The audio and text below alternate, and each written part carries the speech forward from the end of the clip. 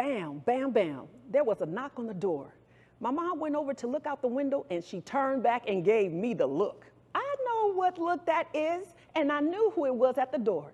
And no, I was not ready to see him, and no, I did not want to talk to him. You see, I was 22 years old back at my mom's house because I had left him.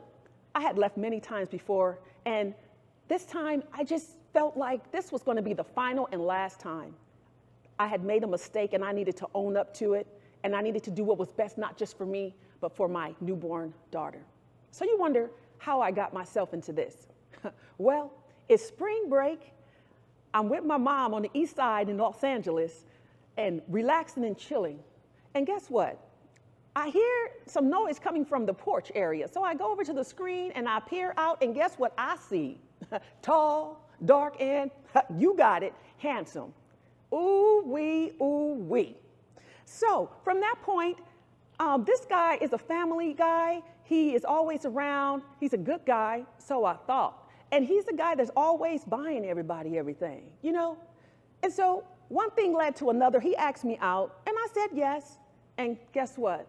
From there, I moved back home from college, because I fell in love. And not too soon later, that's right, the baby in the carriage.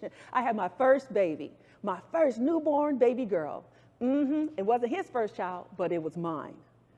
And things were going so great until they weren't. You know, it got real serious. I found myself mentally distraught. It was one day I was sitting down on the couch and I had my baby girl in my hands.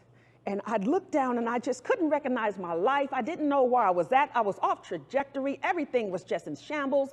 And I was asking myself, oh my gosh, how did I get here?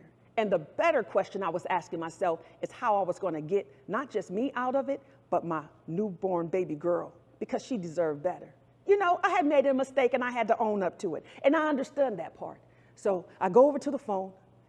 I pick up the phone to call my mother. So ring, ring, Mama. Yes, baby. I said, Mama, I just can't do this no more, Mama. I got to get out of here, Mama. And she, on the other end of the phone, I heard her, I understand. All right, baby, come on home. Hung up the phone. You don't have to tell me a second time. I packed my stuff, packed my baby stuff, and we were up out of there. And now he's back, knocking on the door, thinking we're going to do this role play once again, thinking that we're going to go through this cycle, this vicious cycle once again. No, no, no, no, no. See, I've owned up to my mistake. I know this is a mistake, not my baby, but the relationship. And guess what?